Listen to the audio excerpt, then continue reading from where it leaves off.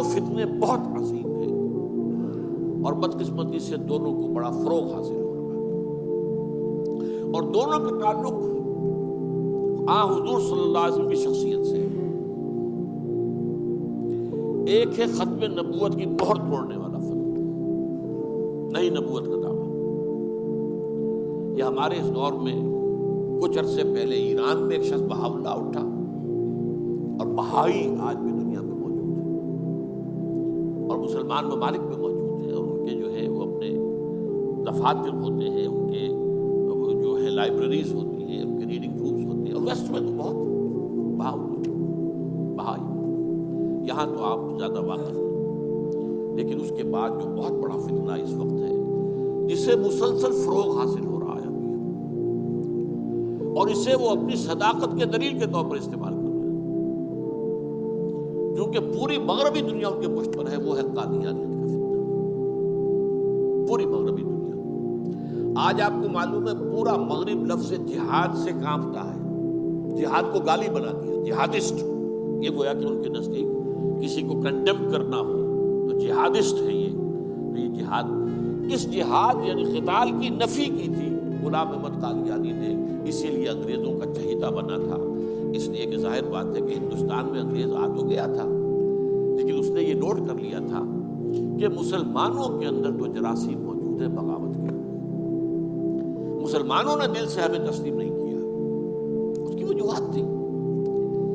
ایک بات تو یہ تھی کہ مسلمانوں سے تو تم نے حکومت چھینی، ہندو تو پہلے مسلمان کا غلام تھا، اب تمہارا ہو گیا، تو ہندو کے لیے تو معاملہ چینج آف ماسٹرز کا تھا، آقا بدل گئے، یہ تو نہیں کہ وہ حاکم سے محکوم بنایا گیا،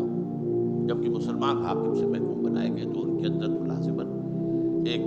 بدلہ لینے کا جذبہ، انتقام کا جذبہ، اپنا کھویا ہوا مقام حاصل کرنے کا جذبہ جو ہے وہ موجود تھا۔ چنانچہ یہی وجہ ہے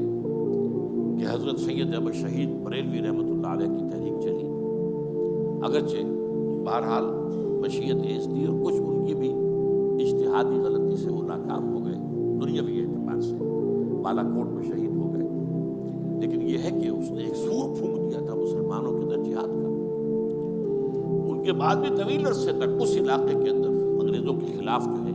وہ جہاد جاری رہا ہے، مسلسل جاری رہا ہے، اور اس کے بعد آپ کو معلوم ہے کتنے ہی علماء تھے جو پھانسی چڑھائے گئے ہیں، جن کو جو ہے کالا پانی بھیجا گیا ہے کہ علماء نے اس کو جو ہے دارالحرب قرار دے دیا، اور دارالحرب کے اندر رہتے ہوئے مسلمان کے لیے فرض ہوتا ہے کہ وہ اس دارالحرب کو جو دارالاسلام بنانے کی جدوجہد کرے۔ یہی وجہ ہے کہ 20ویں صدی کے آغاز تک بھی ہمیں سراغ ملتا ہے وہ ریشمی رومال کی تحریک۔ میرے نزدیک جو 14ویں صدی ہجری کے جو مجدد تھے حضرت شیخ الہند رحمۃ اللہ علیہ اسیر مالٹا، ان کی ریشمی رومال تحریک جو تھی وہ یہی تھی،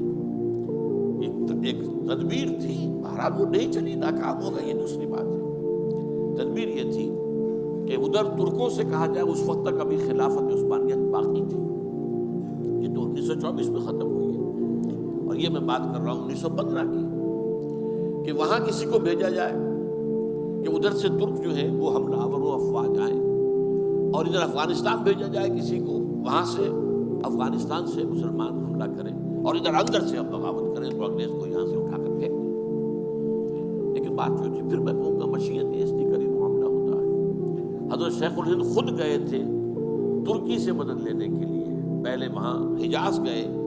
اس لیے کہ حجاز میں ابھی مدینہ منورہ میں ترک گورنر موجود تھا، ابھی جو ہے وہ شریف حسین جو تھا جس نے بغاوت کی تھی ترکوں کے خلاف، مکے پر تو اس کا قبضہ تھا، مدینے پر نہیں تھا، تو وہاں گورنر جو ہے ترکی کے خلافت عثمانیہ کے موجود تھے، ان سے ملاقات کی اور آگے جانے کا فیصلہ بھی تھا، لیکن اسی اثنا میں مخبری ہو گئی، اور شریف حسین والی مکہ نے، جس کی یہ نسل ابھی تک چل رہی ہے، یہ جو اردن کا بادشاہ بیٹھا ہوا یہ اسی کا بڑ پوتا سمجھ لیجیے، یا بڑ پوتا یا سگڑ پوتا، یہ وہ نسل ہے ہاشمی، ہاشمائٹ۔ اس نے حضرت شیخ الہند کو گرفتار کر کے اور چاندی کی تشتری میں رکھ کر انگریز کو پیش کر دیا، یہ آپ کا باغی یہاں پر آ کر اور آپ کے خلاف سازشیں کر رہا ہے، اور دیکھیے انگریز